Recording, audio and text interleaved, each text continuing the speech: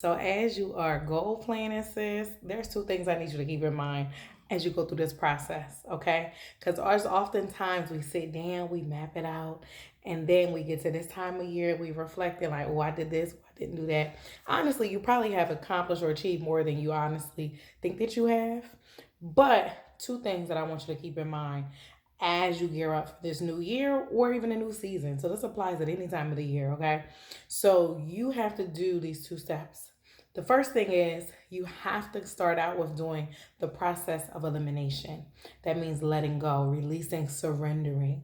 Oftentimes we try to put new wine in old wineskins and we don't want to go through the elimination process because the elimination process can be painful, it can be uncomfortable, and there can be grieving that's attached to it. It's almost like you're letting go of a relationship or even a loved one because you're moving into a new season. And we oftentimes don't take the time to mourn and grieve the old so that we can move into the new. So the first thing that you're probably missing in your process when you are goal planning, vision setting, all of that is elimination. So you want to add that into whatever it is that you're doing. Okay. Second thing, you want to make sure that whatever goals you are setting are actually in alignment with who you are and who God has called you to be. You want to be in alignment. So oftentimes we sit down and say, oh, I want a new car, I want this, I want that. But is that really the season for you to have that?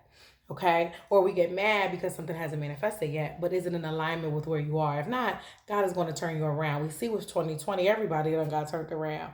Been some confirmations, but there's also been some redirections as well. I know I've been redirected in certain aspects myself. That means you have to tap into your intuition. That's something you should be constantly cultivating so you know if you're moving in the right direction.